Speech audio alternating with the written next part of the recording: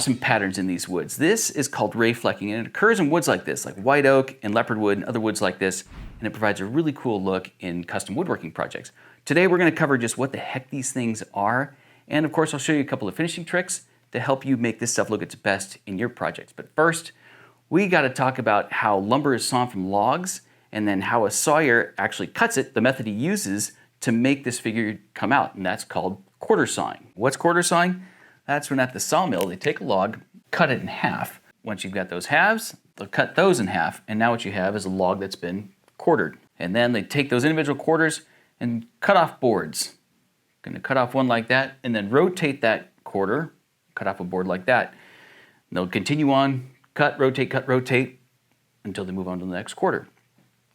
What that does is it maximizes the width that come out of those quarters, plus it produces boards with really straight grain that are a lot less prone to warping and unfortunate wood movement. That's not to say quarter sawing will prevent wood movement or prevent warping, but it's just better at resisting it. Better than what? Better than flat sawn lumber. Flat sawn lumber is cut from a log quite a bit differently. Flat sawn yields boards that are a lot wider than quarter sawn, plus it produces boards with a lot more active grain, like this. Okay, so that's flat sawn, but we're talking about quarter sawn. With quarter sawn woods, you get a really cool bonus in some woods like white oak and leopard wood, and that brings me back to this ray flecking. Ray flecking is just from the medullary rays of the tree. What's a medullary ray? Let's give it a go, and we're gonna need another drawing. Basically, a medullary ray is this thin band of cells running from the center to the outside of the tree, and its job is to just transport water throughout the tree. So when the log is quarter sawn, it just reveals patterns from these medullary rays. And what makes white oak and leopard wood so special is that they just have really large medullary rays, more so than in other trees. So here's a leopard wood turning square, and it's got growth rings running through it at about 45-degree angle. So it's not quite quarter sawn, not quite flat sawn either. There's no figure showing up very well on any side of this, but I can simulate the effect by tilting my blade and making a cut that is perpendicular to the growth rings on this piece, and that simulates the quarter sawing action. And what that does then reveals the figure hiding inside. So let's say you built a project and now you want to know, how do I finish these woods to make them look their best?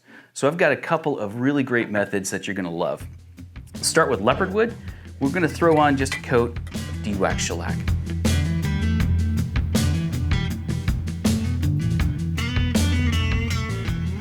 The ray flecking just pops off of that surface really well with just a coat of de-wax shellac, but leopard wood also goes really well with an oil-based finish too.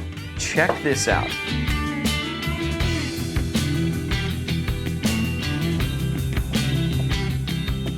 Wipe on the oil and wipe it off, and boom, once again you got a really cool look with this wood. Which one you choose is kind of up to you, or I prefer to use the de-wax shellac. I like that it dries a lot faster. Now white oak also looks fantastic with de-wax shellac on it, but I happen to like it a lot better with a dark grain filler applied to the wood before a coat of shellac.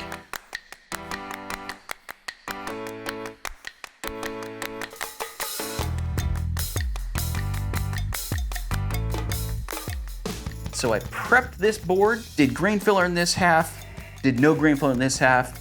It's already sanded and ready to go. Check out what happens when we apply a little de-wax shellac to this.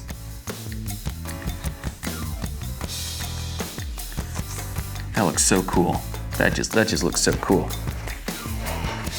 And then I just love how the grain filler gets packed into the grain, darkens it up, but then the medullary rays, they don't have grain at all, so they just pop out really nicely. You get really cool contrast this way. This looks really nice too, just doesn't have nearly as much contrast.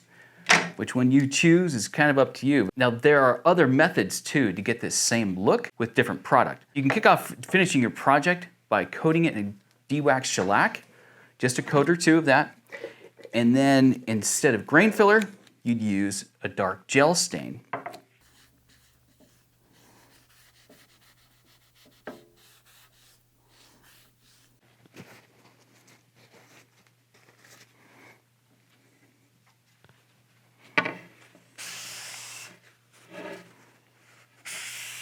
Oh yeah, that's awesome. It's still comes out way better. It still comes out pretty dark. I really love that look though. That's great. At this point, you've got two distinct looks. This one's way darker, but the medullary rays are just popping off of there, and it looks really fantastic. But if you feel like that's a little too dark, take some paint thinner or some mineral spirits on a new fresh rag and just wipe it off a little bit. And that took off a bunch of the stain that was just riding on top of the surface of the board and making it really dark. That's all we're doing here. The stain stays packed into the grain as long as you don't work it off too much. Two different methods, really similar result, and it's a bad to the bone method for making the medullary rays pop off the board. Okay guys, thanks for watching. My name is Mark. I'm from Woodworker Source. If you've got any questions about this, just post them below. We'll try to answer. Hope you got something out of this. Really appreciate you watching. Go ahead and subscribe to our channel if you haven't already, and then give this video a thumbs up if you haven't done that yet. Until next time, bye.